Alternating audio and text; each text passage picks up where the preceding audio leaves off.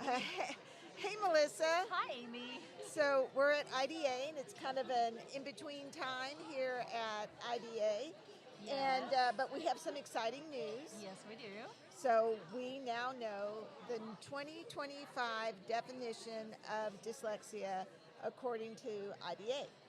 Yes, you had the distinct pleasure of popping in to that little conference breakout session where they shared the definition. So why don't you get started? We'll take turns sharing the definition. All right. So here's the 2025 definition of dyslexia according to IDA. Dyslexia is a specific learning disability characterized by difficulties in word reading and or spelling that involves accuracy, speed, or both, and vary depending on the orthography. These difficulties occur along a continuum of severity and persist even with instruction that is effective for the individual's peers. The causes of dyslexia are complex and involve combinations of genetic, neurobiological, and environmental influences that interact throughout development.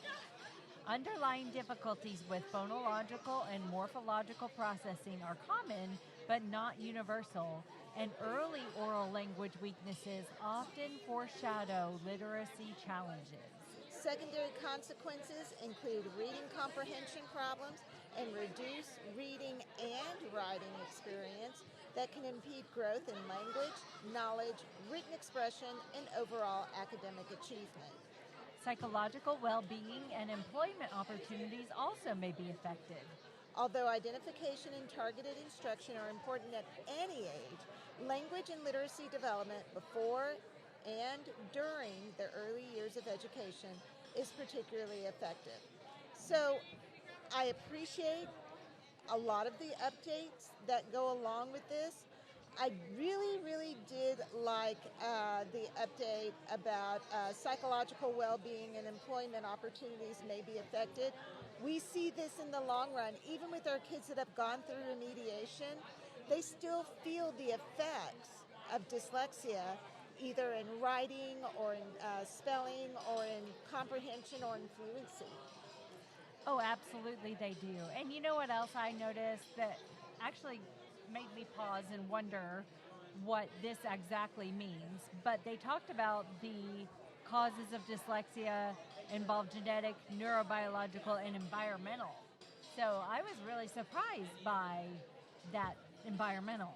Yeah, So I no, I was wonder, too. I know you kind of sent us a picture of what that meant, and I interpreted that kind of meaning what's going on around that child's life at the Right. time. So I don't know if that means exposure to electronical devices. I don't know if it means what is going on in the home. Like, I would be interested to hear exactly what that means in detail from one Yeah. of our experts Yeah. that are now our friends.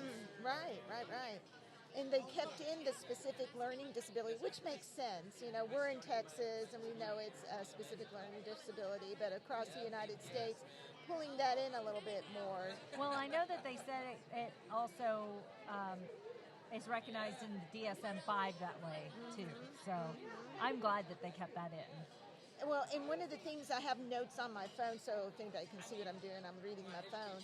Is they discuss using the term disability and the view that dyslexia is a form of neurodiversity.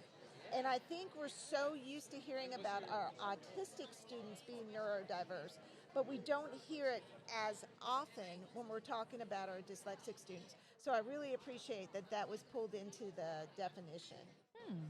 So are you thinking that they're going to go more with that terminology, that it's more neurodiversity? Yes, I honestly do. Okay. I honestly do. I could see that being a thing.